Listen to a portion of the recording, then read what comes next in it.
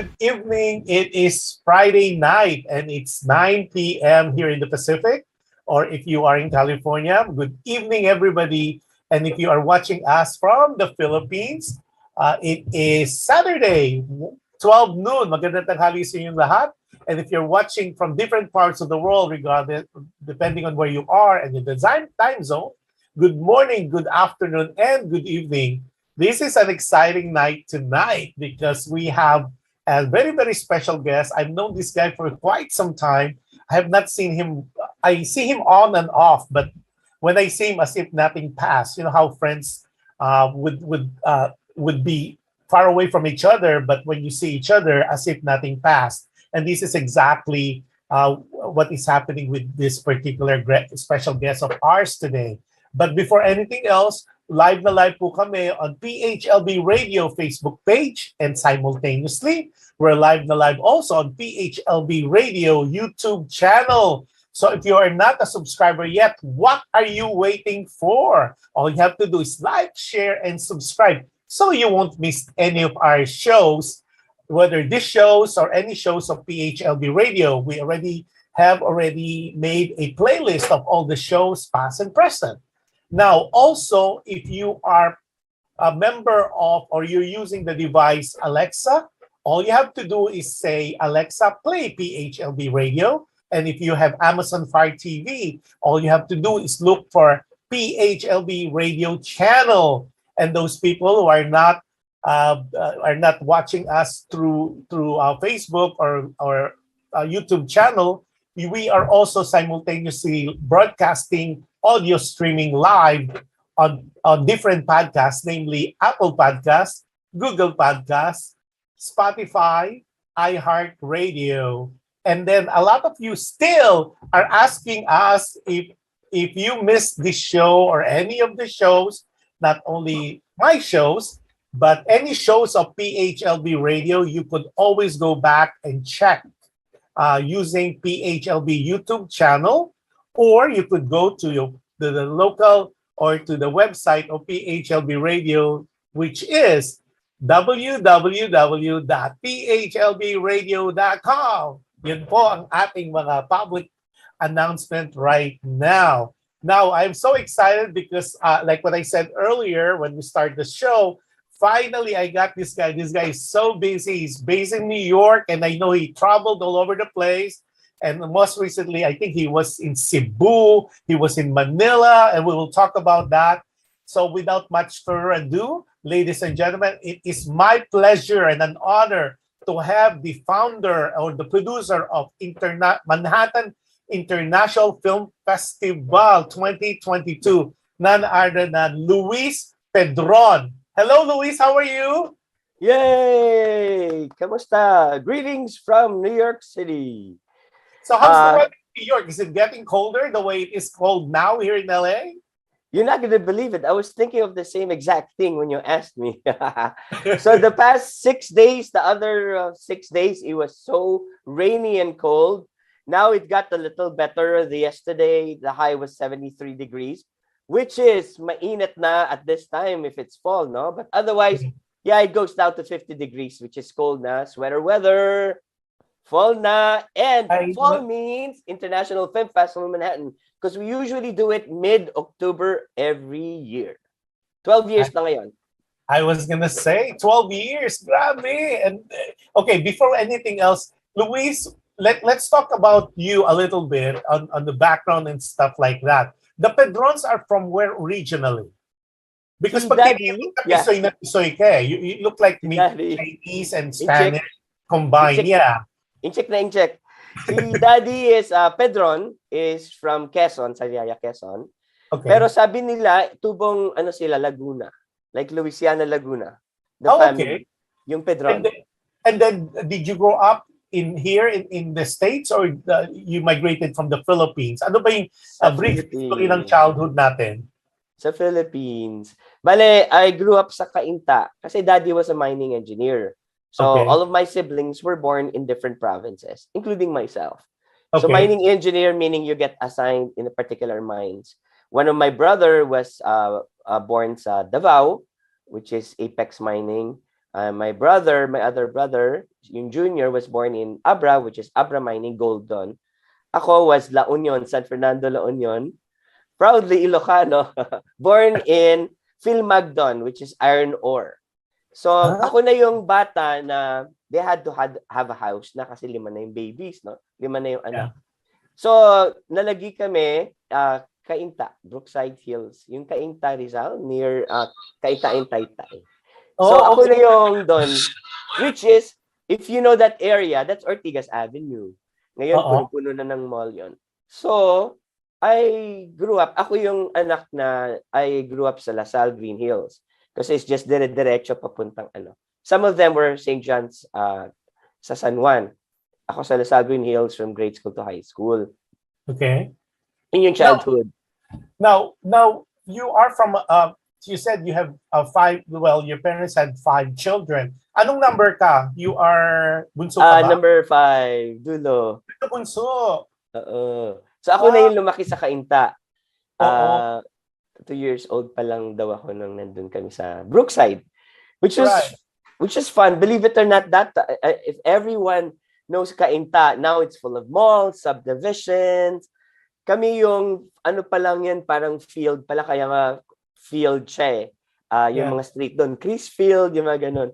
But now it's like, wow, sobrang na ano, daming mall. I think it's Mall City. It's Yeah, like well, 10 because I'm malls in quite that area. familiar with that area, and now it's so traffic.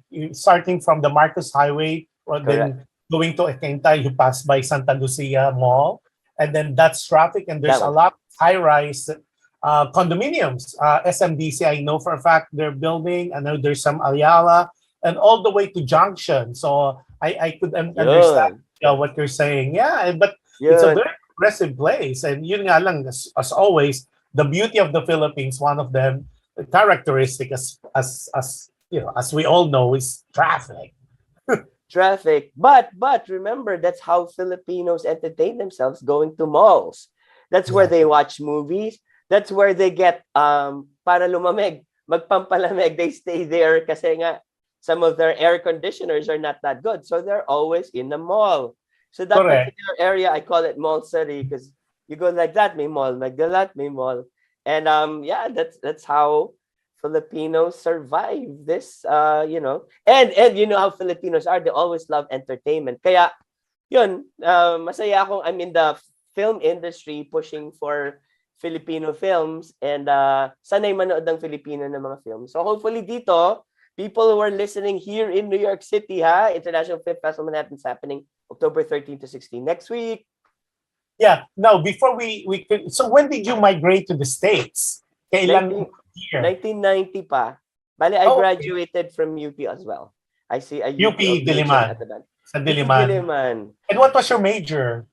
Bale noon, di ba ang mga mass communication in all schools, you have to study everything. Yes. UP started having a major. So we were the first few graduates of film.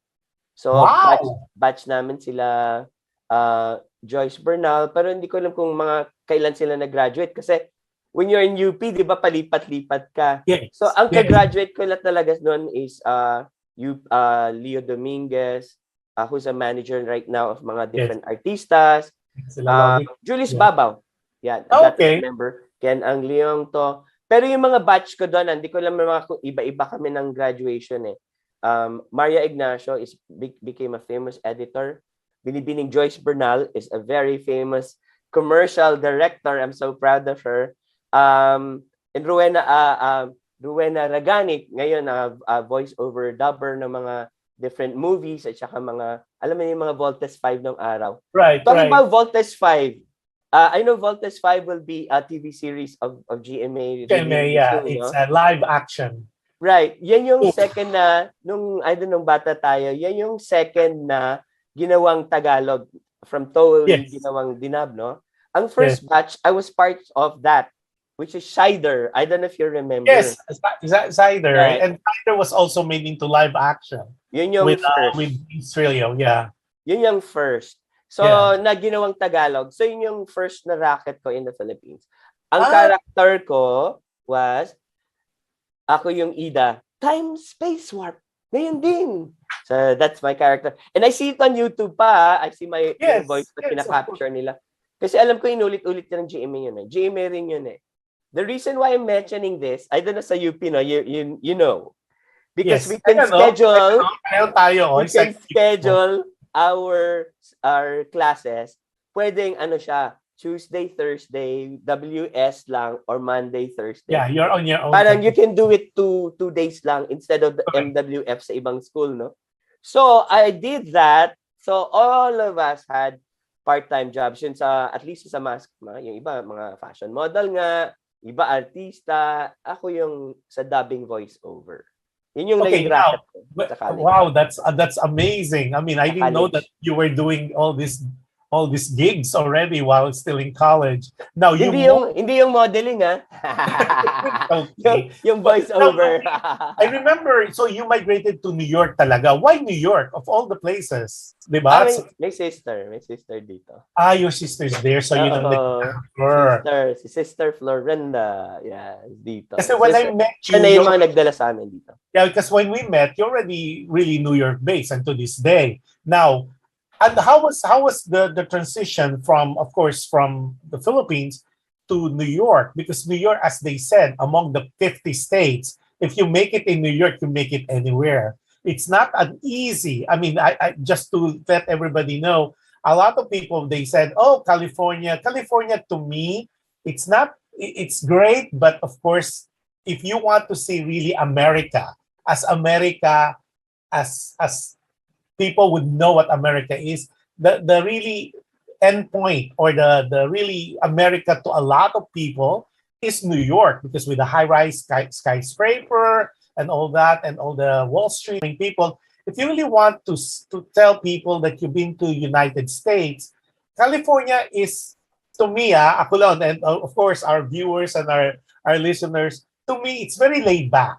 It's very Philippines. As a matter of fact, you don't really if you are in some parts of California, you really don't have to speak the English anymore, because there's so many Pinoys. I mean, talagang mecca of Filipinos here. There's some, like, whether you go Northern California or Southern California. In New York, it's different. That's why I am so fascinated. Of course, the city that never sleeps, and so. How was the transition? How was it like? Was it culture shock for you when you first migrated here in the 90s? Oh yes. Kasi yung kabataang barangay ko, ngayon SK na ang tawag. Yes. So my youth, kasi since I have a sister here, I travel here. So I went here 81, 83, 88. So ako yung anak na medyo Americanized. Yes. Kasi nga I spend my summer here. But ako rin yung anak na iniiwan sa Abra pag yung summer. Pag merong Abra, which is my other Ilocano. So iniiwan ako doon the whole summer sa pag merong balikbayan doon. Similarly, dito rin ako nung 81, 83, 88 pag the whole summer rin. So medyo Americanized na ako as I was growing up. So syempre, dream ko to live here. So at a certain point, when there was a choice dito na. And hindi na ako masyadong nakatrabaho sa Philippines. So diretso na talaga ako dito. Pero Right. ang ganda ng nagtatagalog. Parang nabanggit mo yung sabi mo, you don't even have to speak English anymore. No? Ang ganda ng nagtatagalog because I was able to work in the film industry ng Pilipinas here because I speak the language, because they want that. So parang yun lang na ko. Culture shock naman. You don't really get culture shock. You become part of. We did some GMA network did some shows in New York. Yes. You're part of that. I think you were a casting director or something. Yes. I had several GMA productions that I was involved in and other movies. Among other things. Among other things. So mga viewers and listeners, si Luis po, of course, we're gonna be talking about the producer of the Manhattan International Film Festival, but mukhang familiar talaga sa inyo, especially if you're watching right now through Zoom or through the video niyo siya. Familiar po si Luis kasi he's also an actor. So there's a couple of projects that he did, and movies, na Hollywood movies, na nakikita niyo si Luis. Go ahead, Luis.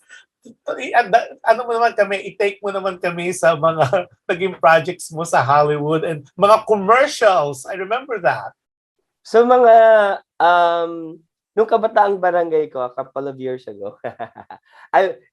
Matagal na. Nung 1998, I went back to studying 2 years in acting. It's called Yeah. Meisner technique. It's a little bit more organic.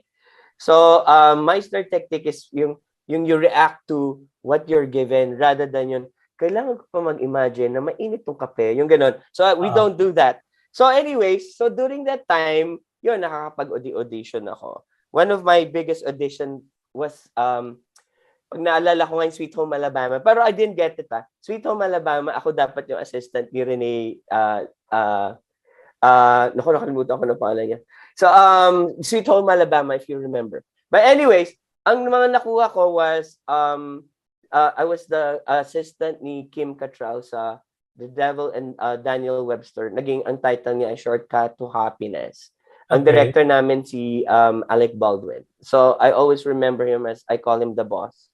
Yeah. Tapos, that was Kim Cattrall. Can you imagine the sexy Kim Cattrall being, ako yung role niya, 3 days ako with her about assistant niya ako dun sa office. Tapos, I was also assistant ni Mark Ruffalo. Ito, malalaki na yung anak nyo if you watch this. 13 going on 30, which is... Of course, with Gardner. Jennifer Garner yeah. and Mark Ruffalo. I just saw that I would say last month. I see that in Netflix. Yeah, I see it everywhere. And then if you remember, the kids who watch that are already adults by now. So I'm you know I was part of things like that. Pero ang ano ko is I'm trying to get in again in that. Kahit na I'm a tad bit older. As you, Josh, look at how baby face you are, and tayo will stay like this forever. And I know of a producer named Johan from Las Vegas who's more baby face than us. Nakaka-audition pa ako ng mga 30-something kahit papano. So, I'm still doing it. That's the Asian. Exactly, that's a Filipino Asian in us. So, yan kasi, na-excite ako. I always write this the Filipino wave is on. Remember Jokoy's Jokoy's movie Easter Sunday? pwede pa tayo mag-ride doon. And that's Hollywood, Yes. That's Hollywood. So, mataas pa yung high hopes ko na makakuha pa ng more roles now. Yeah, well, the good thing about now, like what you said, i-echo ko lang, now the move after. Remember the olden days? Well, a couple of years ago, there was the Asian invasion. Supposedly, it started with Joy Luck Club, right? But it died after that. And now there was a resurgence during Crazy Rich Asian. And then sunod-sunod na yan. And Joke Easter Sunday.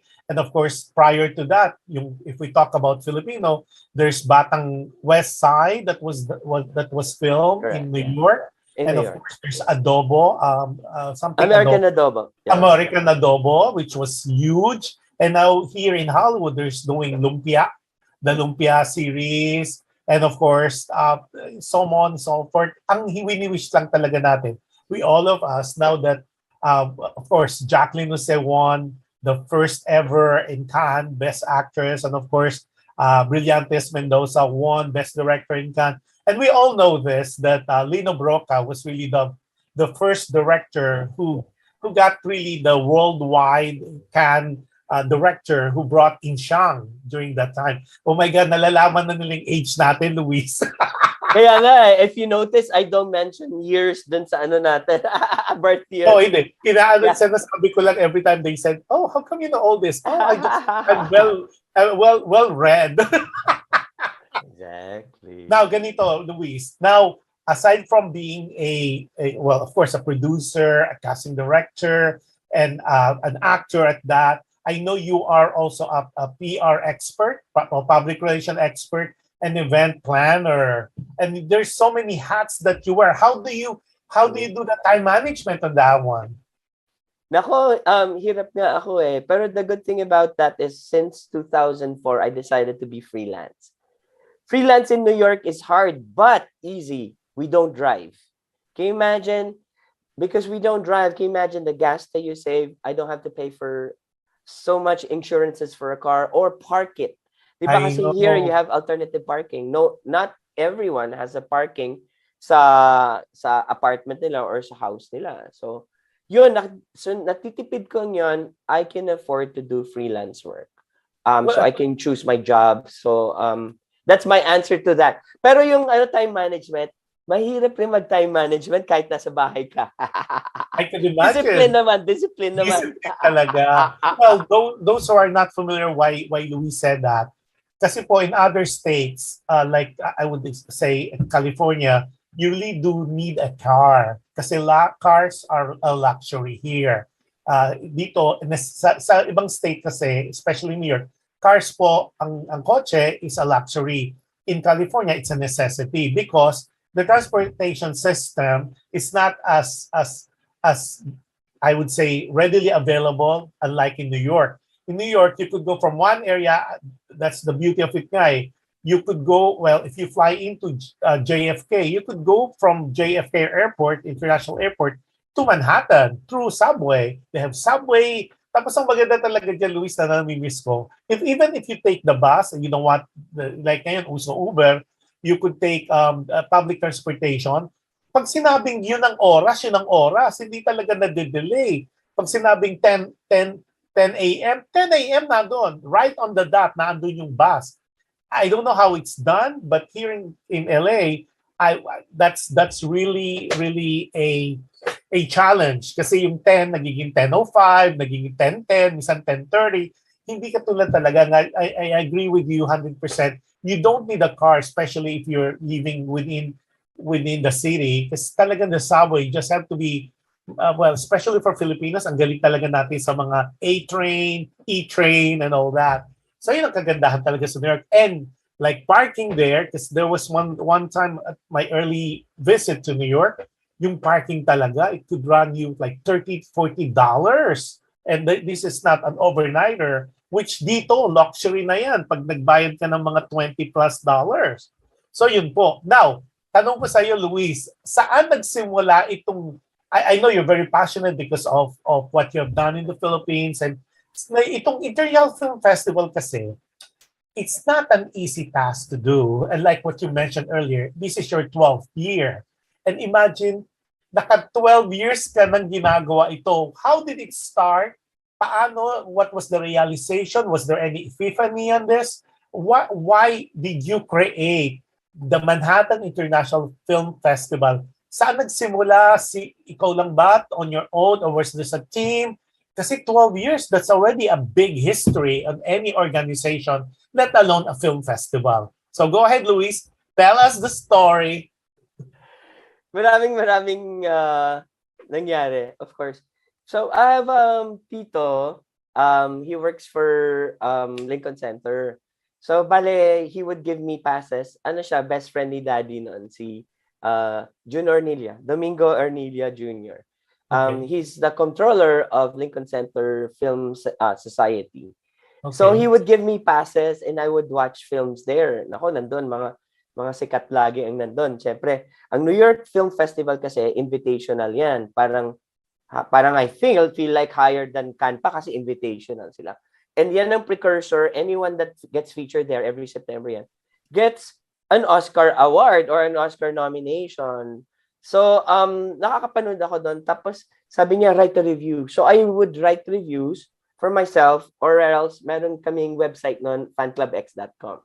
So, Okay. doon na rin ako nakapag-PR work. Doon na rin ako nakapagpunta sa mga events, red carpets. So, I went to Sundance for that, Slam Dance, Tribeca Film Festival, doing reviews and red carpet interviews. Nag-YouTube rin kami noon, fanclubx.com. Tapos sabi ko, wow, how can I make an event like this, smaller scale in Asia yung mga pinapalabas ko. So yun, sa New York, kahit na mas mahal dito, nakapag-start ako. Pero prior to that, may 2 years ako sa another film festival. I co-created Soho International Film Festival. Yes. Pero I segued towards mine. Tapos I also managed other film festivals, including I was the one who helped manage nung nag-uumpisa pang Asians on Film Festival. Sikat na sikat yan si Scott. Si Scott is puti, pero he has an Asian Film Festival dyan sa West Hollywood. I also started with Adrian Lecaros, yung one of his events, One Film dyan sa sa Hollywood. Ginawa namin yan sa barn, yung park na nasa ibabaw na Barnwell Park or something like that. Yes, yes. And that's where I saw you last too. Yeah, yon, di ba? With with Janine Tagonon. Miss Universe first runner-up with and I also helped start yung Viva Latino Film Festival dito.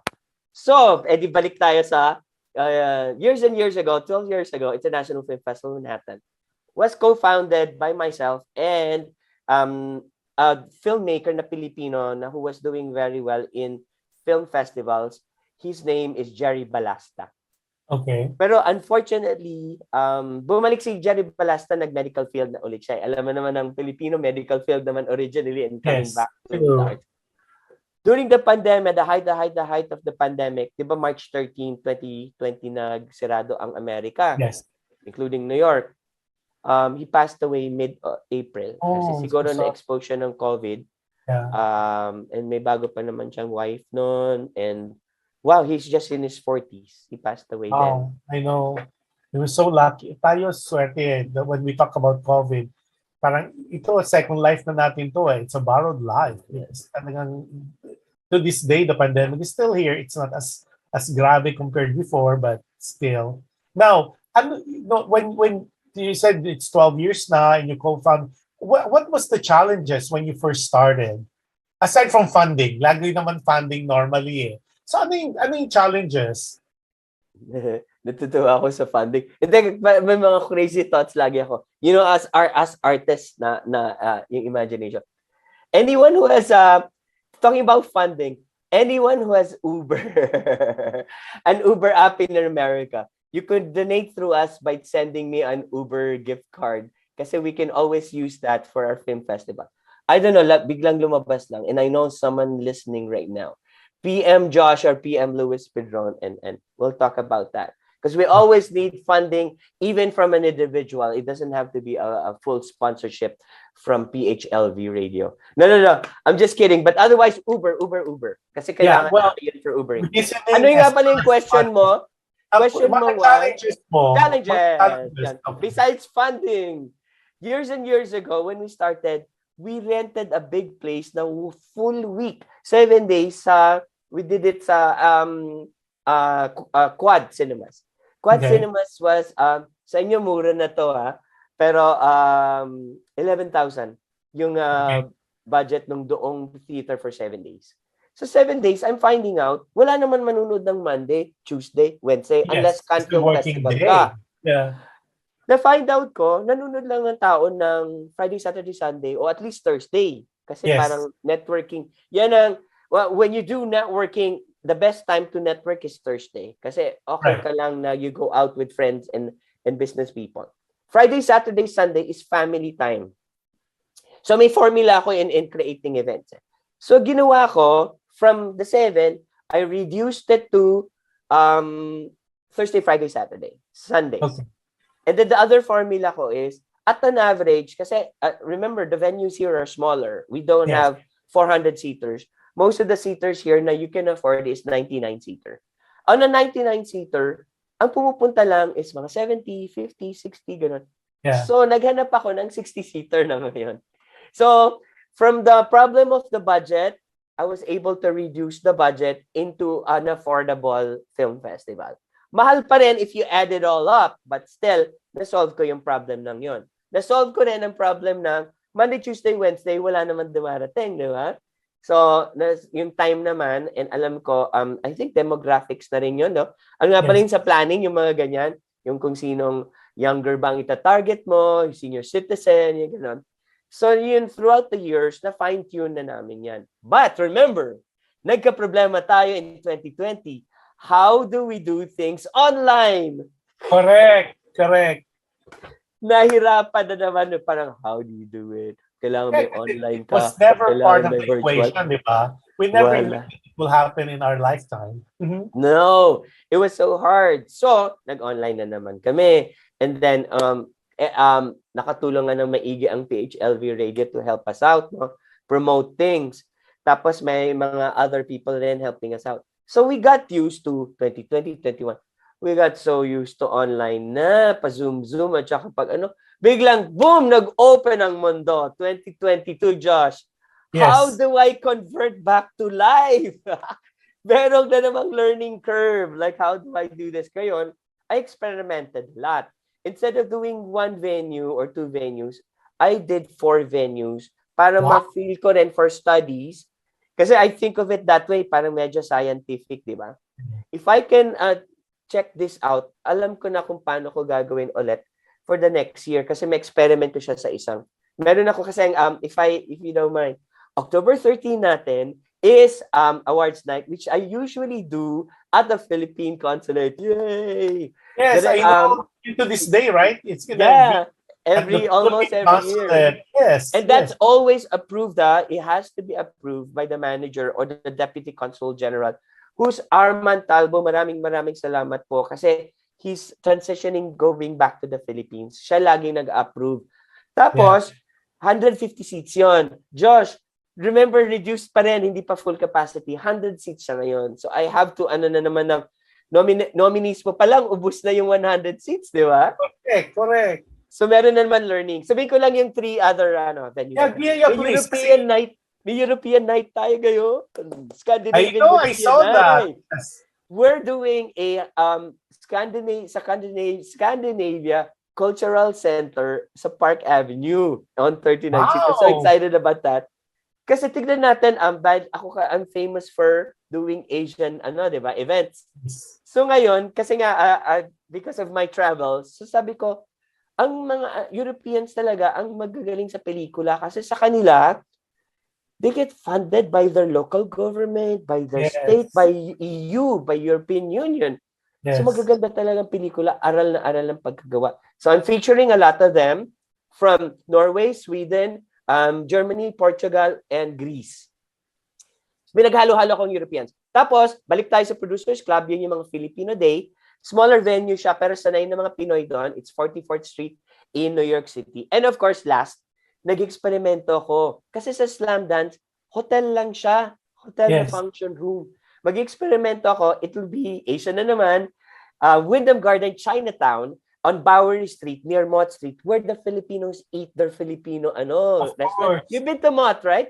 Yes. So yung hotel na yun, Asian siya, Asian theme, pero ang dating niya, lahat ng mga windows doon, kita mang 360 degrees ng Manhattan. Yes. So yun yung 4 venues ko. So ngayon mapag-aaralan ko for the future live events na naman. Pag ganyan na iba-ibang venues. Okay, let's start with the schedule. And I know we will be posting it on the screen as we talk about it.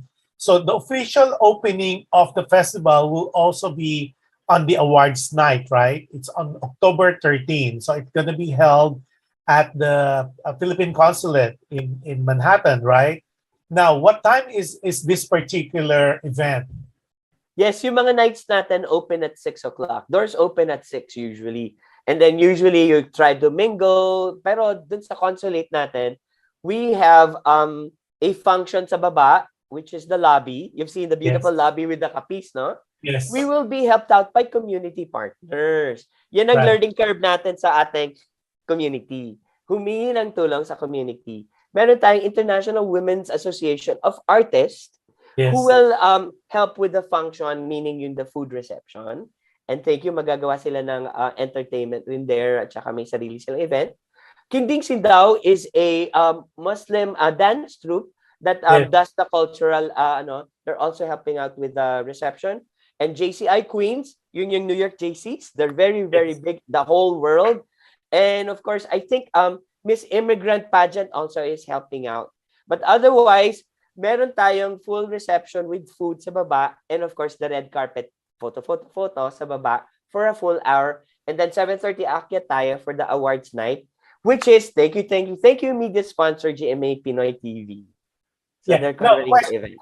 Question for you. So, may ticket pa ba? I know when I was reading some of the materials, it's a ticketed event, right? So you could go to Eventbrite to Eventbrite, yes.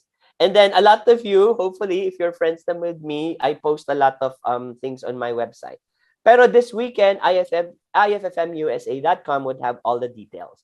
But you can search us, International Film Festival Manhattan on Eventbrite, and you can buy the tickets. Lahat ng live events natin, Eventbrite siya from October 13 to 16. Teka, by the way, ang theme natin, di ba?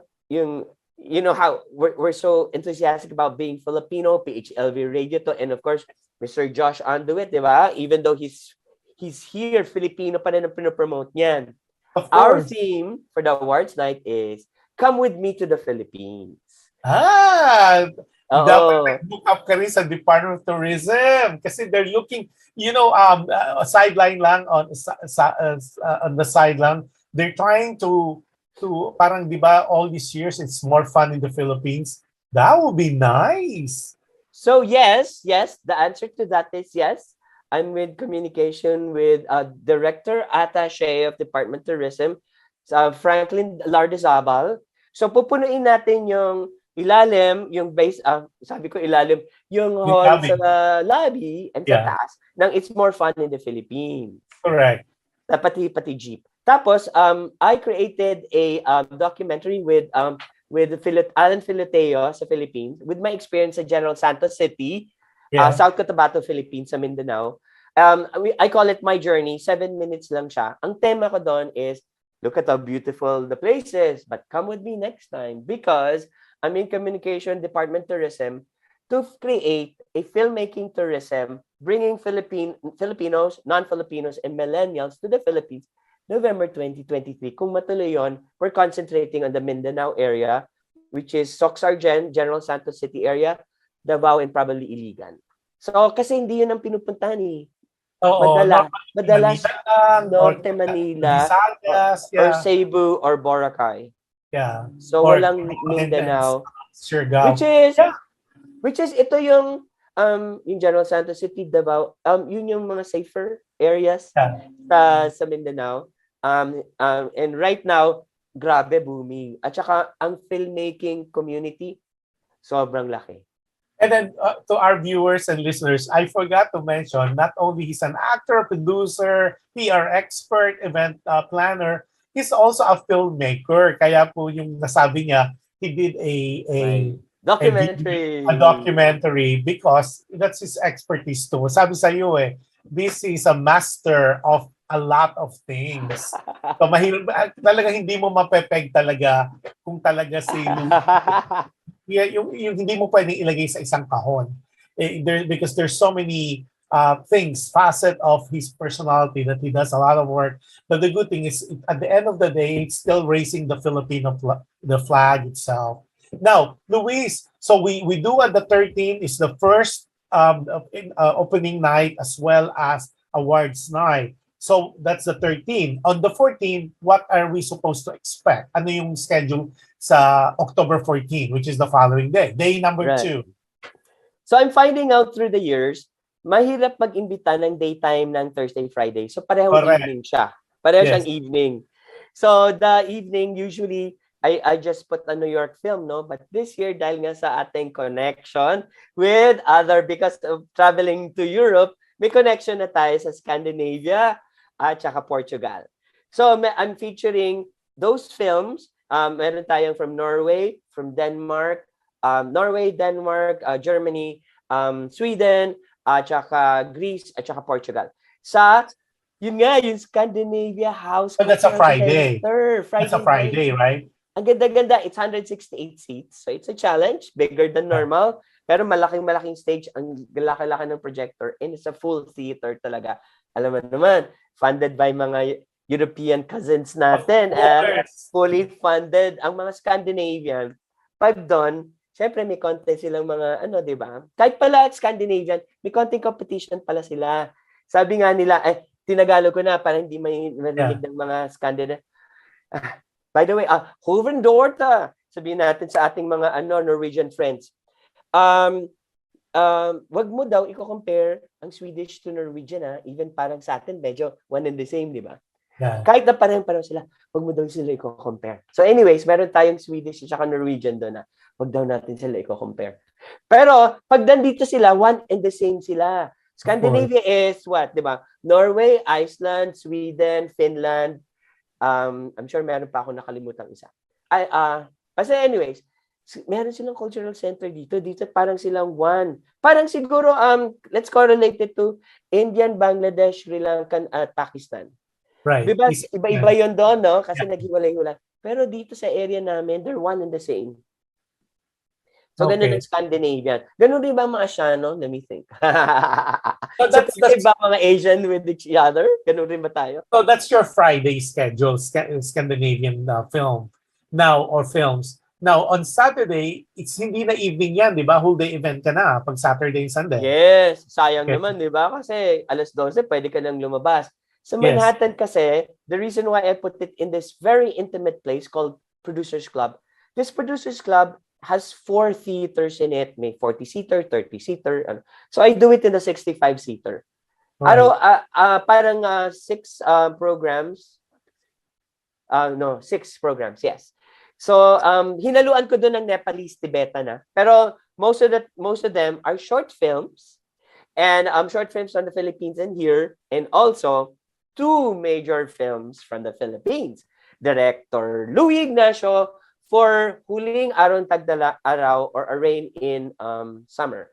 Yeah. Nako, Rita Magdalena and ano yan, Ken Chan from Yes, JNA. yes. Super excited ng mga Filipinos to watch that kasi comedy siya. Yeah, it's And a my film name is movie. my Yeah. name is Louis. Direct Yeah. Louis is Luis. Yes. And the character is Luis and Luisa. Is that How right? Yeah, that's funny is right. That's that? right. Yeah. How funny is that? Puro Luis yung movie.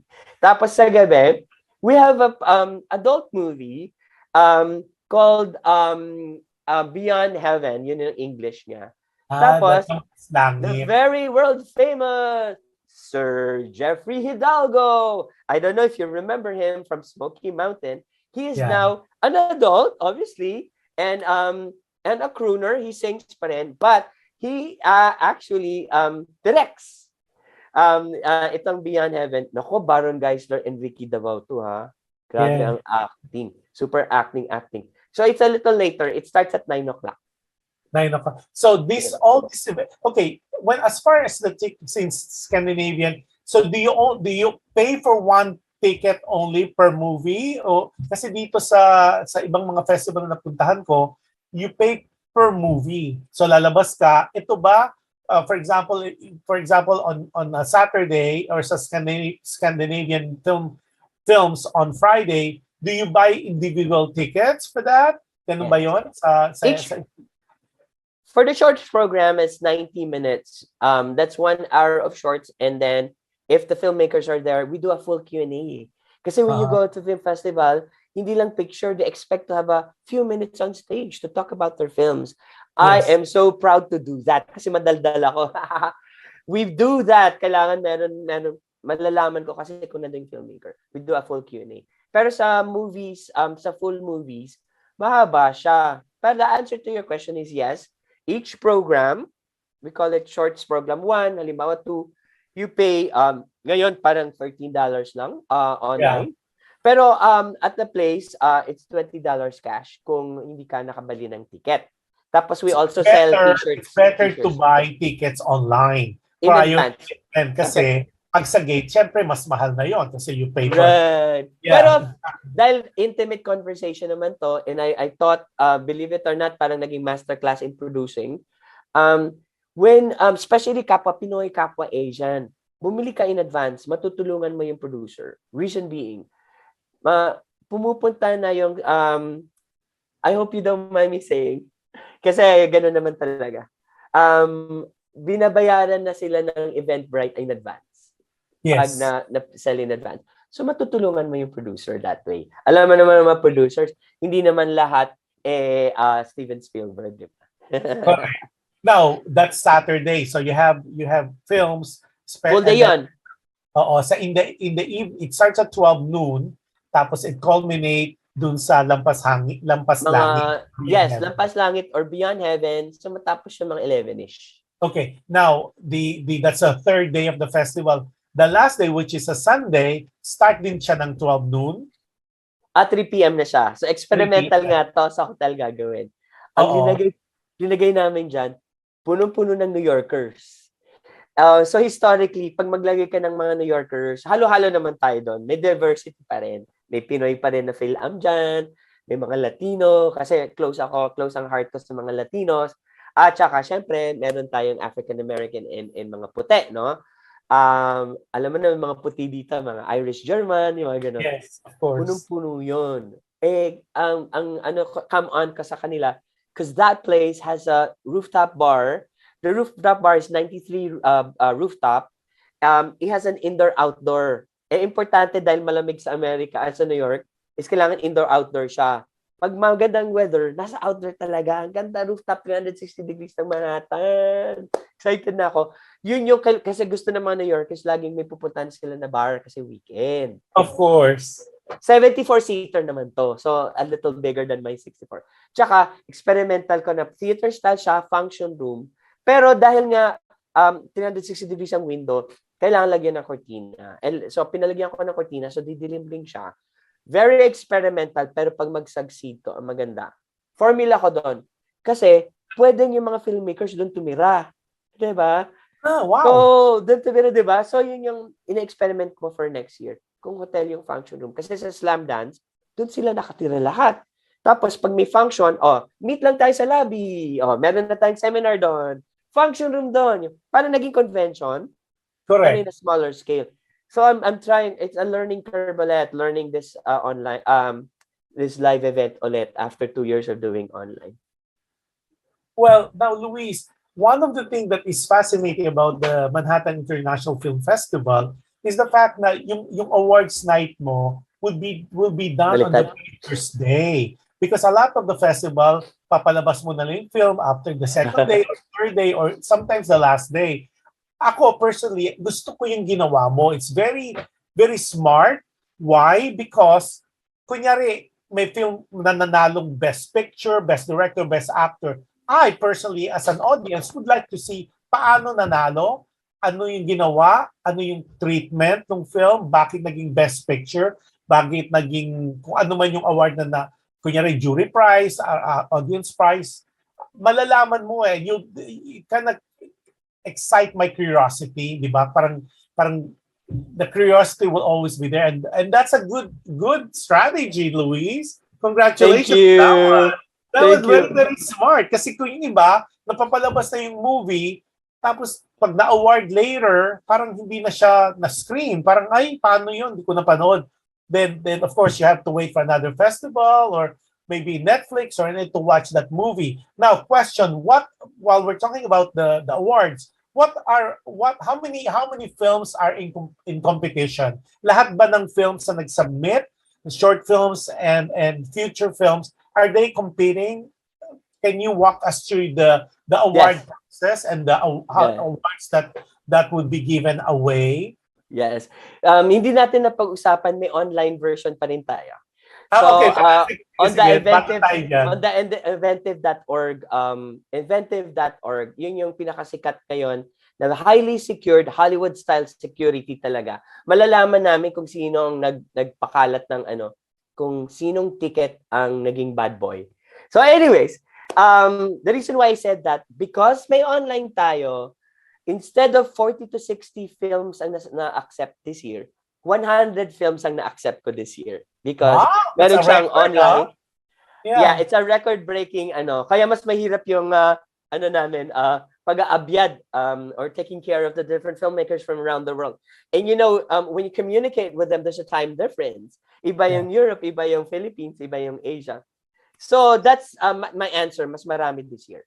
So obviously, hindi naman lahat nominated, di ba? So we give out 25 awards and then so 25 to 35. Pero ang bago na naman, starting last year, may professional category na tayo. We're in commercials, newsreels, fashion videos, tourism videos, and TVC can compete as a professional category. Marami ng mga film festivals do this. The biggest like that is Cannes Lion from France, di ba? They give out gold, silver, or bronze. So, walang talo yung mga advertising agencies. They win gold, silver, and bronze. And then ito naman, our awards night for this will be online on October 30, 2020. Tama ba? Yeah, end of the month, October 30, 2020, meron silang online event kasi 90% of the filmmakers na nagpadala are from different countries. So kaya gagawin nating online yan. So going back to the awards. Oh, Yes, the online, when will it start? Yung online mo, October when? yung October 10 na. October 10 to 16. So 6 days siya on the Okay, Eventive now, yung bang platform. film na yung bang mga films that would be doing live Like, na tag-ulan sa tag-araw, or yung kay Louis Ignacio, are those available dun sa online as well, or ano hindi, kailangan not nasa those two. Not those two. There are other feature films there. Like there's a Russian film called The Hotel. There's a Malaysian film called Tatana. And then experimental na naman to. Meron tayong 2 films from AQ. Meaning pag-click mo doon, pagbayad mo, masasubscribe ka 1 month sa AQ Prime. AQ Prime is a new online sa Philippines. They are competing with Nelia and Pula. Nelia is Winwin Marquez. Yes. Winwin Marquez. So may experimental tayo doon. And then meron ring mga films doon sa online na non-competition. Hopefully kung matuloy kasi kung ano pa kami, some past winners of IFFM will be there. I'm hoping kung matuloy, I have a few days pa naman to do it. Magtanggol. You've heard of Direk Sig Sanchez Barros. He passed away a few months ago. And kailangan pa niya, he still needs some monies to pay for the hospitalization. So, hopefully kung mailagay namin online, the monies, majority of the monies will be given to the KK Sanchez, yung wife niya. Kasi I'm talking to them about it. And of course, with the approval of Seymour Sanchez, the brother. So kung matuloy ito, we will have past winners na sa IFFM to help out the filmmakers. So yun yung mga kwelang namin ginagawa this year sa film festival. International Film Festival Manhattan, baliktad. Oh, International Film Festival Manhattan. Reverse Film Manhattan sa Yeah, big question. Ang question nila, yung bang magdo-donate, I have a phone-in question here. Yeah. Magdo-donate ba? Is that a 501c daw? Hindi siya 501c3. Hindi. The answer to that is no. But it's receipted because when you donate sa Eventbrite, may donation siya. You can donate, $1, $5 in addition to your ticket, or just go to the ticket and just donate. Pero because it's a ticketed event, may resibo ka, you can use it for your personal taxes. Kasi expenses mo yan for entertainment. Exactly. Some types of businesses, you can use entertainment as a business deductible. But it's not 501c3. Hindi pa ako mag-501c3. Ang hirap niyan. Dito sa Amerika, when you do 501c3, lagot ka, tutok na tutok sa yung gobyerno. So, hindi pa. Hindi pa. Eventually.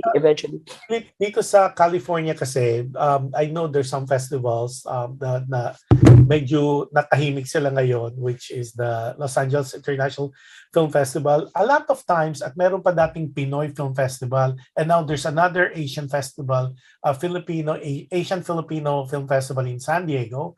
A lot of times, I don't know if it's a statewide, but here after 3 years of the organization being established, may mga grants. So, wala bang ganyan sa New York? We do have, pero syempre, alam mo naman yan, ang grants are marami. Yeah. Nagda-dry up yan. Yeah. So, ayokong maganon. And I have been in boards of different nonprofits, and I've seen the ups and downs of, I'm enjoying, but this is a weird, kasi very candid tayo sa conversation natin. I'm enjoying it pa na small and intimate yung festival. Yeah. I have angels around me that help me out. I have Josh, I have PHLV, I have all these communities helping me out. Alam mo yung bayanihan? Yes. Nakifeel mo pa. When you're a nonprofit, you're highfalutin, you're this or that, your board can get rid of you. Yes, of course. You know Yeah. what I mean? Kahit na Yeah. ikaw si founder. Ako Yeah. parang, I'm happy pala like this na intimate pa siya. Pero, Josh, nakita mo naman ang growth natin. Meaningful naman tayo. We've Yeah. had, we've had very nice winners natin na nagiging professional filmmakers from sa Philippines ngayon. Director na sila ng mga telenovelas and stuff. Marami tayong mga babies na nanalo dito na nag-grow. In fact, meron tayong isang filmmaker na nakuha niya yung green card because of several wins sa film festival. Well, So parang ang dami-dami natin natutulungan even maliit tayo.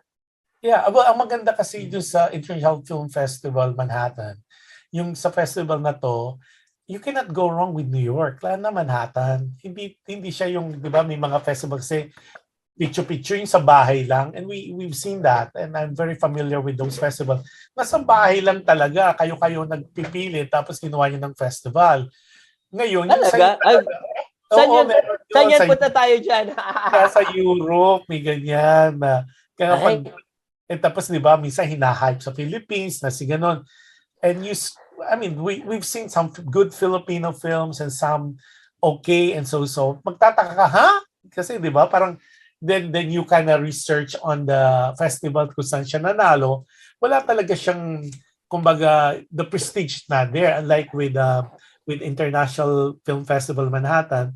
One, definitely with you at the helm, syempre iba naman yung dating pag Luis Pedron. Pangalawa, hindi ka naman basta magkakaroon ng Manhattan, New York na film festival na picture-picture. Yun I'm saying.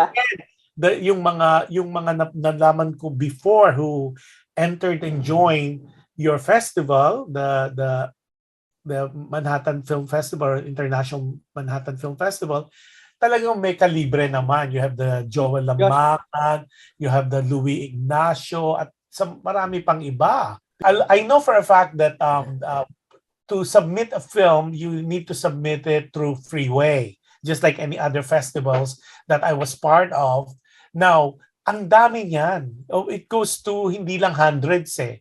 So, ilan kayong nag-review? Ilan yung mga tao or panel mo na kasi it's not easy because when I was involved with the festival, ang dami talagang ni-review mo kasi to give credibility doon sa festival. So that was a lot of, so yung mga taong nag-review ng screening committee mo, how long did it take?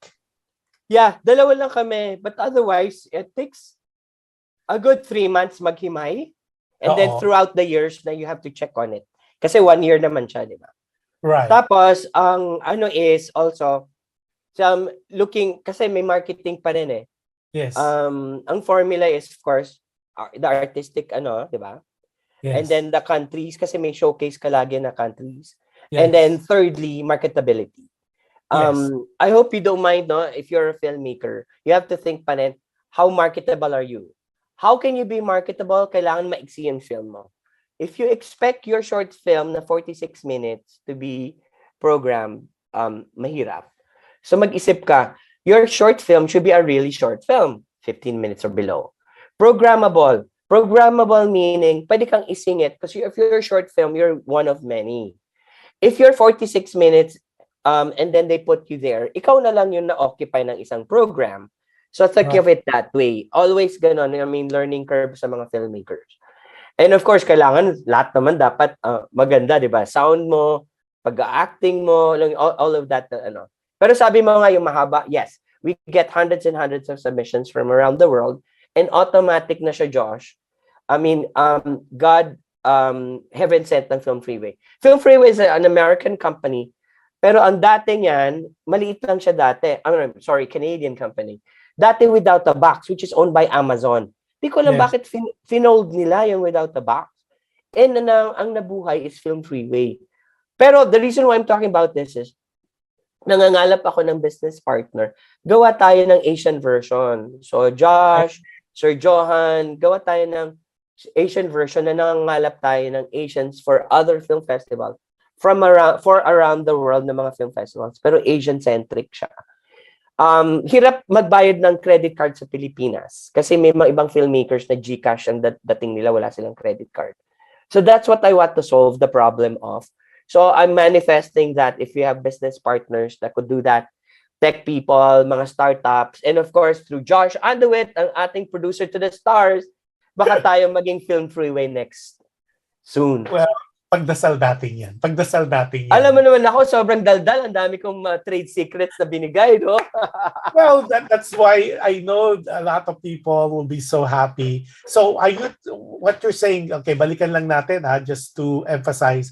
So when people are, because a lot of people now are doing, especially in the Filipino-American community and other regions as well, they do a lot of short films now using their phone. That's the new thing now? The phones are like I know people they're doing and they're submitting in competition that it was filmed entirely using their Samsung or the Android or the iOS, the iPhone. So is that the new wave or is that something that it will be part of a different category? And then you mentioned earlier that it has to be, if it's a short film, it has to be 15 minutes or lower. Because I've seen short film na hindi na siya short film kasi umaabot na siya ng 45, almost 60 minutes. Feature film na sa akin yun. So, yes. In fact, there's a lot of competition and I was involved in co-creating one of them in the Philippines. And then, ang perfect sana, no, ito na naman, Josh, tayong dalawa mag-produce. A film contest, pero ang ano natin, Samsung or sa Philippines, Huawei. Yeah. Gawa tayo, Josh! Maganda idea yan kasi we definitely Samsung would be so happy to sponsor that. And I know for a fact that Android or any Android company would sponsor something like that because they're doing that with photography. Because I know there's I think Samsung is sponsoring that, and I have a good friend from Cebu who wins all the time, and it's photography. I have not heard of film, and that's something maybe you and I could talk offline. That would be so cool. And then of course it would be definitely sponsored by say Samsung or any Android company because there'll be. Well, yan, umaandar na rin yung utak ko. Dahil diba? Producing. Always thinking. Kasi, it's out of the box, which is good. Yan, wala pang ganyan. Kasi normally we have like competition, pero imagine mo kung meron kang Samsung, tapos iba-ibang version noon, tapos kunyari, version ng sa Note, na gawa sa Note, Samsung Note, o kaya sa Flip, o kaya sa iPhone. Imagine firstly, it opens creativity. Secondly, di ba, na marketability rin ng product itself. Aside from, parang you're hitting so many birds with one stone. Nakita ko yung mga aha moments sa eyes mo. Ha? Okay, and then include natin yung vertical filmmaking. Meaning the TikTok, the Instagram. Kasi doon kailangan nakataas, di ba? Vertical. Yeah. So yun yung part ng natin, yung mga 45 seconders. Yeah, diba? Yung filmmaking na what you can do in 45 seconds. Teka, nasabi na natin yung trade secret natin. Kailangan ata i-bleep natin to. Beep, beep, beep. Kasi kami ni Josh, we get so excited. One time we were conversing, ang dami na naming producing ideas na pag-isipan. I don't bother you yet kasi nga alam ko you're so busy with it. So I'm giving you until the 16th. Maybe and then give you a rest. Kung mga the 20th na, then you and I will talk 20th onwards, then we'll talk about 2023 projects. Kasi ako sa I'm going sa West Coast sa week after my festival. Let me know. So if you're in the LA area, let's have a meeting. Sa Salt Lake City. So West Coast ba 'yon? But anyways, near enough sa inyo. Enough sa inyo. But I'm just there for 2 nights. So yes. Yun ang excitement ko. And then, I think yung topic natin was yun, ang daming ang selection, this and that. Pero, I will foresee, next year, meron na tayong yung vertical, meaning what you can do in 45 seconds, ilalagay ko na yun, I think. That's a professional category. Or maybe student film yun, di ba? Yeah. Student film category na vertical na what you can do in 90 seconds. Kasi talagang ibang-iba na ngayon talaga ang landscape ng movie, especially the Filipinos are getting into Cannes. Talagang nag-open na, Brillantes winning. Tapos I know for the Oscar, we're sending the Missing Eight of On the Job of On the Eric. job a lot. Yeah. Yeah, so they're competing. I mean, it was it's a nominee now as miniseries for the Golden Globes. Okay, which is a first, and that's the Eric Matis On the Job, Missing Eight, and then of course now they chose it, they selected it to be competing, and it won already several awards. Remember, that's where John Arcilia won as Best Actor sa yung Volpi, which is big deal. I mean, it's not the same level as Cannes, but almost. So, I mean, nakikita mo yung trend ngayon. So, and then look at the Oscars. Sino ba nanalo last year, di ba? I mean, if you really look at it, kailangan talaga natin, like what I was telling you about, talagang raising the flag lang talaga. Kasi talagang Filipinos, remember yung nanalo na Best Picture, yung Slam Dunk, yung sayaw-sayaw? We've done that back in the early 70s. Yung mga sensations nila, Vilma, nila Nora, di ba yung All of a Sudden, kakanta yung mga they did that. And yun nga lang, kulang talaga. And I was talking to one of a director na, if you remember Munting Tinig of Alessandro De Rossi, the same film, almost the same storyline, won the next year's Oscars at Best Foreign Film. But it's of course, it's from France na, pero kulang kasi sa funding. Yun ang lagi naging fault natin. What's your take on that? Yun ang kulang sa atin yung I'm in the communication nga because of AQ Prime and all of this. In the future, streaming kasi ang future pa rin. Yes. Kaya I kept the online version pa rin. And then I planned something with the online platform. So online platform kasi you own the you have the right to do things dun sa online platform. So anyways, kaya ako nabanggit yan. Funding. I'm starting communications nga with filmmakers from abroad kasi nga may funding doon. Yes. If we can co-collaborate things sa sa Scandinavia, sa Portugal, sa may funding sila. So what if nga we bring in our stories there? Ang dami naman immigrant stories dun sa area na yun. Or pwede mo lang i-correlate dun sa kung ano yung mga nila, trabahante dun sa area na yun. And then gumawa ng pelikula dun. Yun yung next steps ko besides sa Philippines. So, ang ko is, besides sa Philippines, yung European part na yan, para makagawa tayo ng well-funded, magagaling ng crew, magagaling ng artista, tapos lagyan mo ng a few GMA artista doon. O ibida mo si Jush Andowitt, o talagang mananalo ka ng Oscar siya kung siya ang mo, lead actor. No, that would be so interesting. I think open din natin sa lahat kasi diba? Mag-artista na rin si Josh. Lahat naman pwede. Tapos well, ngayon kasi with the new administration, I mean, we're talking the Philippines, with the Marcos administration, there's this push ngayon sa culture, and that involves all of course, the films, cinemas, performing arts. So yun, and I know there's of course it's less than 100 days yet. So it's something to watch and observe, because I think that's what I heard from very reliable sources. There'll be funding, especially not only because Teresa Cruz III now is the chairperson of what used to be Lisa Dino Segura. So marami silang projects Ito that's why meron ng mga di ba? Cinemalaya is there. So ang ganda, this is, ang maganda kasi yung sayo talaga, 12 years, hindi yan biro-biro So the Film Festival of Manhattan is talagang one to reckon with. Eventually yan, na yan Tapos gaganda lalo kasi talagang, just like when I talk to some friends na filmmakers, yun lagi nagiging problema. There's so many stories to tell, especially within the Filipino or Filipino-American community. Ang problema lang talaga, yung funding. Imagine, compared to, and as you're very well known of this, and you know this, sa ibang country talaga, di ba, like Korea, they really put money into it, talaga sinusupport ng government, di ba? I like sana ganyan rin. I mean, that's a wish list for the filmmakers, especially you. That's your exposure. Di ba ang ganda sana kung meron talagang government support? Exactly. I mean, thank you po, President BBM, and of course, Sir Tirso. And of course, let's say thank you kay Ma'am Lisa Dino for Yes, she supporting did a us good because job. Yeah. all of our awardees were honored at the Ambassador's Night Yes. sa kanyang term.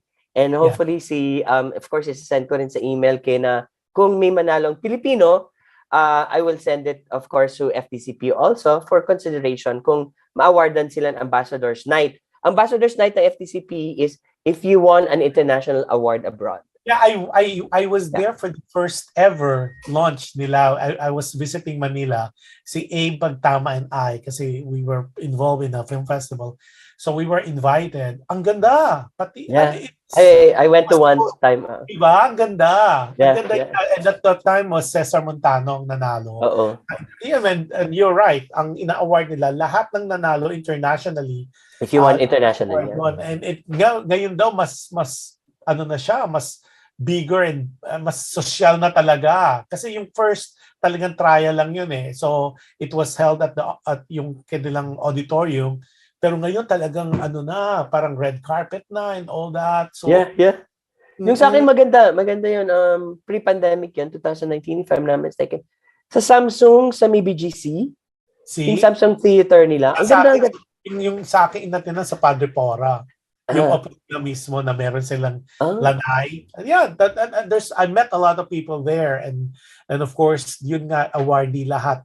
Yung nanalo sa LA La Fifth, doon naman na award. So maganda yan. Actually, I know Tirso, Chairman Tirso would continue that kasi that's good na ma-award talaga kasi incentive din yan eh and credibility. Like you never know, 'di ba? So ito bang awards night mo? Tapos na ba ito? Alam niyo na ba kung sino? Kasi ang lapit na eh. Gusto kong pag-usapan natin this portion ngayon. Kasi I know you went to Cebu to get a very there. unique, special medal or sword. I don't know if you could show it kasi I don't have a picture of But, that. A lot of festivals kasi medals yan eh. Okay? Or plaque. Yours is different. So I'd like you to touch on that kasi you yeah. specifically flew to Cebu to get this. Ano yung storya behind that? Kasi na-feature din yan eh. And I'd like So, PHP radio viewers and listener, discuss mo yan. Why you chose that particular medal, material. So go ahead, Luis. Talk about your special medal na i-award mo sa mga winners. so actually, it's Lake Cebu ng South Cotabato. So, bali, Oh, ano siya, Tivoli siya. So, ito siya. Tapos yung may ganon. And they only made 30 for the film festival. The designers, Lynn Buti, and she's actually gonna be in New York because they're performing for Kinding Sindao. But yeah. this was sponsored by Soxergen USA, si Darlene Borromeo, ang past president. But this was her idea. She had it created for us.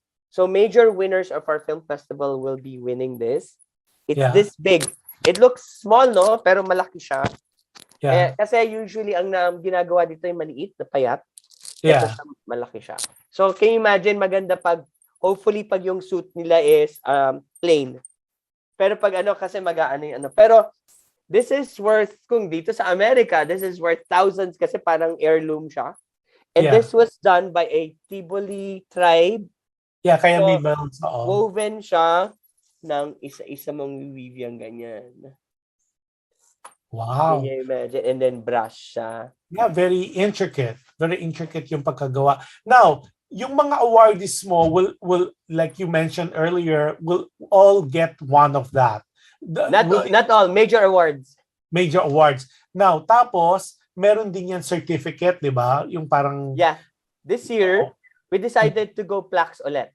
Wow! Kasi lagi kami iniisip yung logistics. Kasi New York to eh. Yeah. Iti-train mo siya, i-Uber mo. Yan. So may ganong planning. Pag kasi trophies, pwedeng mabasag. Si Mami, tinuruan niya ako, ayaw niya yung pag-travel mo, may nababasag. Yeah. So I always think of it that way. Pag-deliver, pag i-Uber ko, pag trophy kasi, I've had trophies na nahuhulog siya, napuputolan kasi may pag merong, Yeah. kunwari yung oblation na yan, delikado Yeah. yung arm na yan. So yung logistics, sorry, ang dami kong tinuturo ng producing. You always, and then Murphy's Law. So Yeah. plaque lang siya, flat. When you travel with it, When it kunwari comes to the back, yeah. lumipad yung filmmaker, hindi niya sasabihin, ay, yung trophy ko nabasag. Hindi siya magagano kasi plaque siya. Yeah. So it'd be plaques this year. And then the honorable mention will win IFFM medals. I don't have a sample to show you.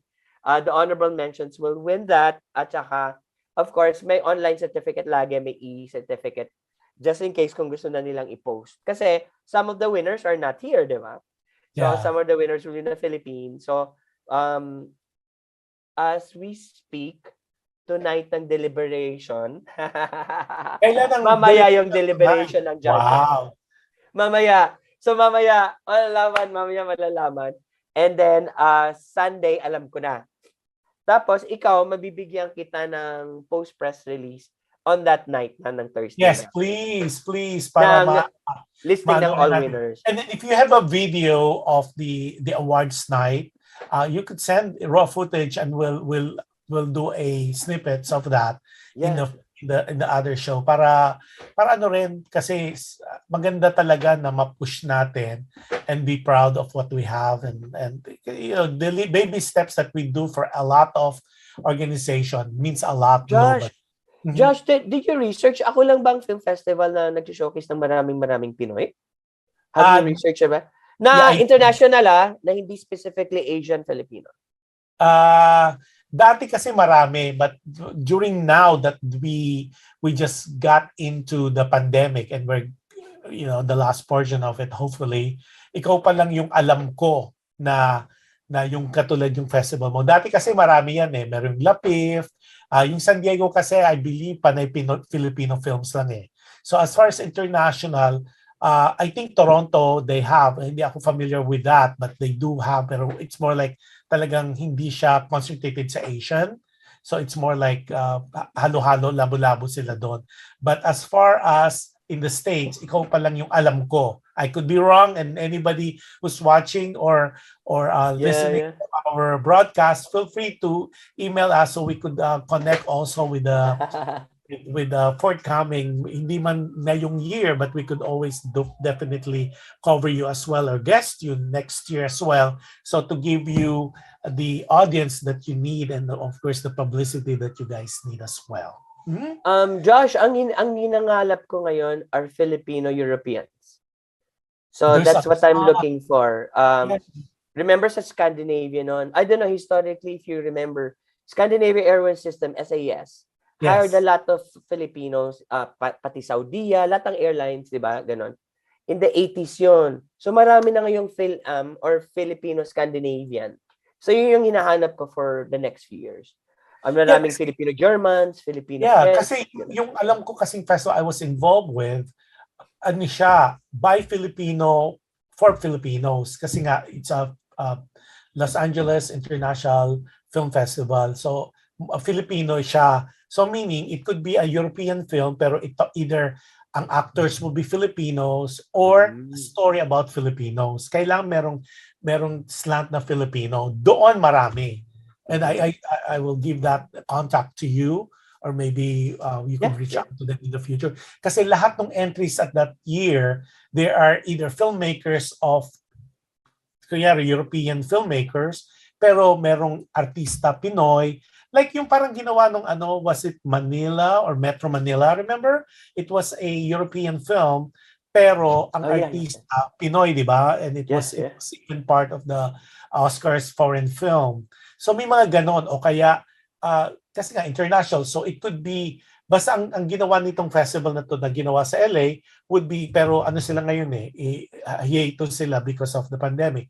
So ang ginawa nila, anything na basta may slant na Pinoy, either story about Filipinos or actors about Filipino actors and actresses, or anybody in production that's behind the scene, director, writers, cinematographers. And yun ang maganda. So siguro, I will definitely give you that list because I do have that list. So, I mean, kasi Thank you. kailangan malaman rin nila yung mga opportunity nila Yeah, to yeah. showcase their films. Now, when people submit the film, meron ka bang time limit? For example, like not on the deadline, because I know your deadline was September 15. It was advertised pang as an ultimate deadline, ultimate of the ultimate, right?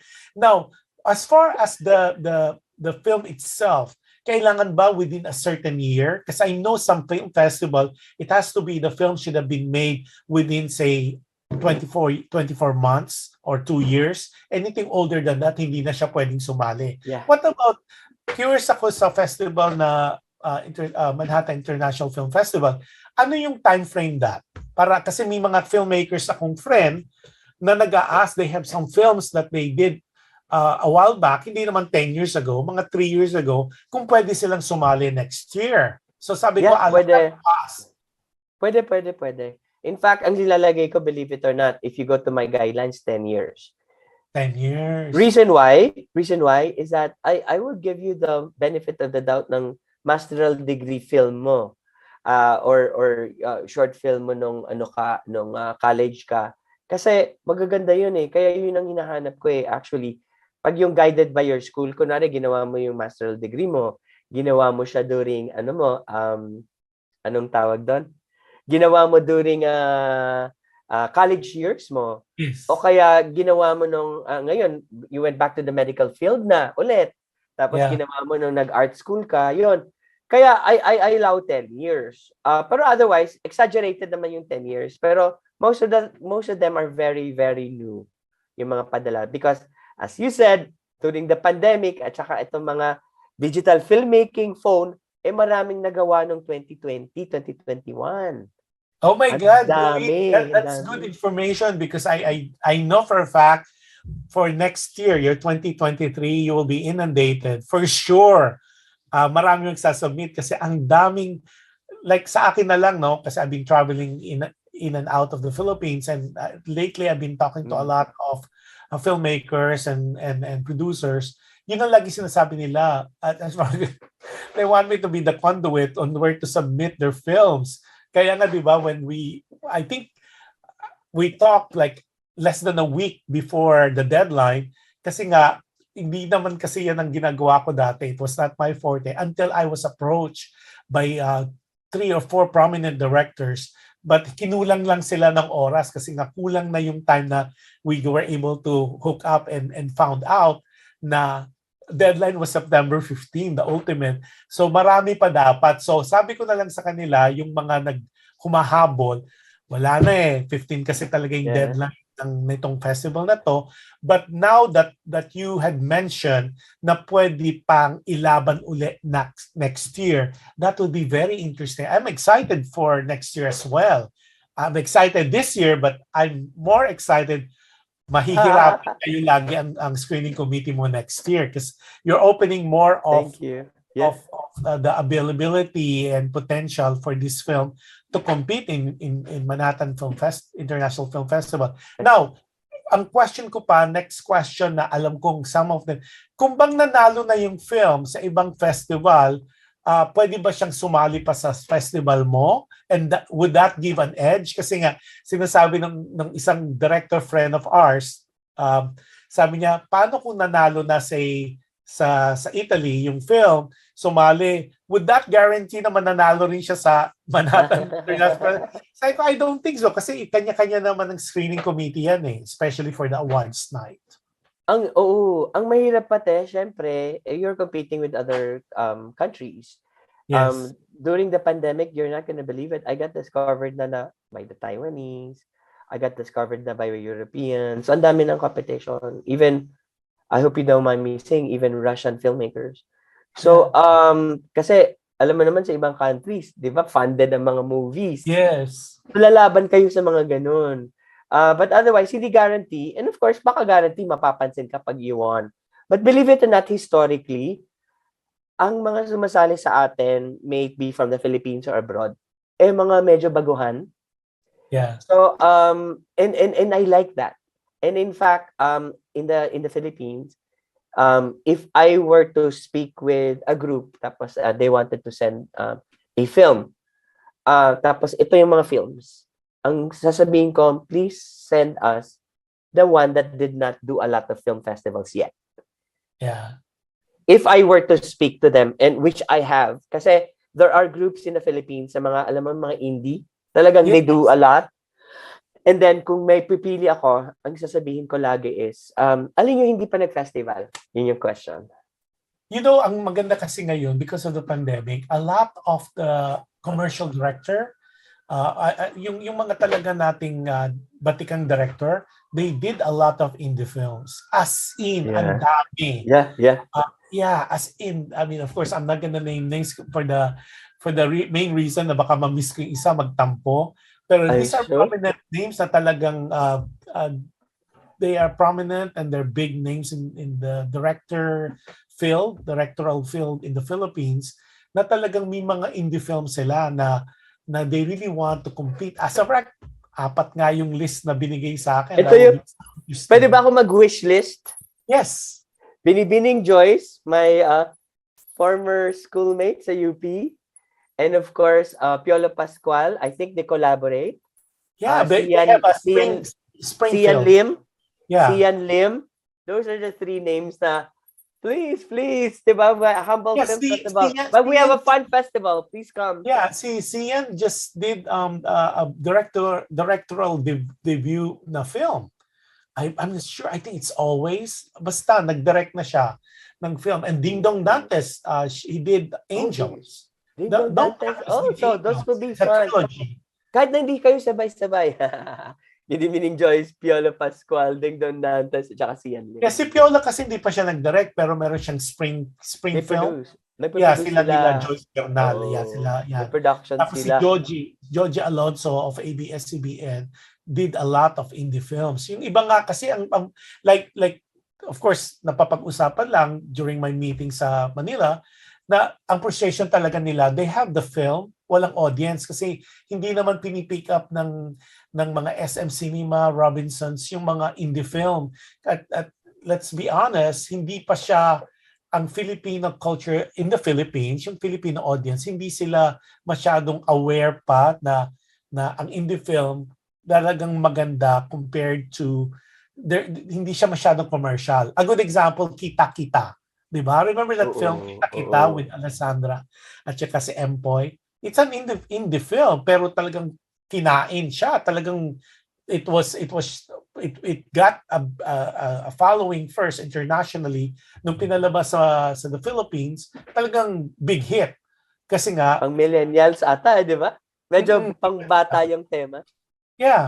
Yeah, so yun. So maganda. I'm excited for 2023 for you, Luis, for the Manhattan International Film Festival. Now, eto na, nasa part na tayo. A lot of people would be asking me, how do we join for next year? Ano ba yung pwedeng, let's go with your social media accounts na pwede nilang i-follow so they'll be abreast with all the happenings, updates on the Manhattan International Film Festival for next year. And this year, para do sa mga awards and showing. But go ahead, what are the social media? Let's do with Facebook pa muna. Josh, ninervous ako. Kala ko question mo love life. Ikaw talaga. Part 2 yan. Na-palpitate. Part 2. Part 2 yun. Part 2 natin yung love life na yan. Question mong yan. So anyways, ang pinaka try to look for me kasi nga gusto ko naman intimate na yun ating pinag-usapan. Sinabi ko na ang buong buhay ko. Yung hanapin niyo yung Luis Pedron ko. Ang Luis Pedron ko yung spelling ng name ko yan, no? Luispedron. Tapos may parenthesis Ferdi kasi Luis Ferdinand ako eh. Ferdi, Ferdipedron. Yun yung Tapos syempre puro International Film Festival Manhattan. That's the best way to communicate with me. I think even hindi kayo mag-friend, people can PM me, di ba? Yes. So, Facebook yung Luis Pedron. Pero meron kaming International Film Festival Manhattan page is IFFM New York. IFFM New York, no? Okay. Tapos sa Instagram, personal page ko yun na ginagawa kong IFFM at IFFM_Luis Pedron. So, yun yung mga of course, you can find us on Twitter as well. Yung Luis Pedron IFFM. And itong pag-submit. Film Freeway. look for International Film Festival Manhattan. Pero, the safest way, kasi alam mo naman maraming film festival sa Manhattan, safest way is, ilagay mo na lang, email me, luispedron@gmail.com, luispedron@gmail.com, one word, tapos email me and I can send you the link. Kasi baka pumunta ka sa ibang festival, sayang, di ba? Oo. Now, So, filmfreeway.com. when would it be open for Start again? next Yeah. year? You're not gonna believe it. A week after, ilalagay ko na. Remember you said that people wanted to come in again? Yes. I have 10 filmmakers. Na sabi ko, diba medyo kilala niyo naman ako. Why haven't you, communicated with me even before September? Kasi October tayo historically. Josh, learning na naman to. Sa October, mid-October tayo nangyayari, di ba? Tinuro sa akin ni Ma'am Loris Gillian ng Cinemalaya, the biggest film festival in the Philippines. Always do your event, the same place, the same time of the year, para yung legitimacy mo. If you do it at iba-ibang taon, iba-ibang year, month, iba-ibang lugar, of course, pwede ka naman mag-roadshow, no? Pero lagi meron kang dito flagship mo. Mid-October, sa Manhattan, nangyayari yung film festival. So, yun yung November, in a few weeks, i-on ko na kagad yung filmfreeway.com para makasubmit na kagad sila. Learning na naman to, filmmakers. Mag-submit kayo ng maaga. Pag submit mo maaga, murang-mura pa ang mga fee. Parang $15 lang. Kasi pag lumampas ka na, mahal na. Magiging $75 yes, siyempre, just like anything in the world, the closer it is to the death. Parang airlines, kailangan matagal pa, di ba? Ito pa, don't be afraid to communicate with the festival director. Dahil nga lagi ako nagpapa-interview naman like this. Yes. Well, the good thing is, I think, naglo-lobat, baka mag-off yung laptop. Hindi, malapit na. We're on the end part na. See, I told you. Ngayon, kita mo, we're already Hindi kasi ako naka-plug. Minutes. So, wow! Yeah, so any other words or message that you could tell our listeners? Just in case baka maputol. Learning. Don't be afraid to communicate with the festival director. And if you meet me, please say you have a film. And don't wait until the last deadline. Di ba? Procrastination. So, ibigay mo na kagad sa akin. And communicate with me, luispedron@gmail.com. Don't be afraid to talk to Jush Andowitt as well. He's in the business of putting people together. When you come to my film festival, kahit na hindi ka filmmaker, dream of being part of it next year. Tell me that you have a film. Kasi during the film festival, you can find collaborators. Come to the film festival, International Film Festival Manhattan live. You never know who your future collaborator will be there. So yung learning ko, please come to our live event, network, communicate, and tell me na gusto mo maging part ng festival next year. Kasi ganun yun eh. You have to be blatant about it. Huwag yung mahirap yung patumpik-tumpik at saka mahiyain. In this industry, tell us now what you want to do. Now, yung mga film na magiging live, may Q&A factor ba yan? Meron bang Yes, may Q&A tayo pag nandun yung filmmaker. Okay, so sino yung mga ina-expect mo, at least right now on your calendar, that will be doing a Q&A? Para alam ng ating viewers. Especially yung mga yung market natin sa New York, New Jersey, or the tri-state, please do. We definitely have Jeffrey Hidalgo in the house. And we have Mike Magat. And we have Ken Anderson, kapatid ni Gerald Anderson. And China in Bridget McBride Bonus from the Philippines. And marami pang iba. We have filmmakers, of course, yung mga Scandinavian. Siyempre, mga pogit magaganda yan. Punta kayo doon dahil nandun silang lahat. At saka mga Portuguese. So, please come kasi maraming mga filmmakers who will be there. And yung mga New Yorkers, mga pogit magaganda rin yan. Please come and network with us. So, maraming mga filmmakers. And this is the perfect time to go to New York. October, November. That's ang ganda pag naka-coat ng lahat, di ba? Everybody got to dress up. And of course, masarap mag-picture-picture rin. Di ba? Mahilig tayo mag-Instagram. Maganda pumunta sa live events kasi syempre yung mga mala red carpet ang iyong mga pictures. But, of course, maganda mga Q&A. You'll learn a lot. You'll network. And you never know if you go to our film festival, you never know you might find your new love. True. You never know. New York. That's why it's the city that never sleep.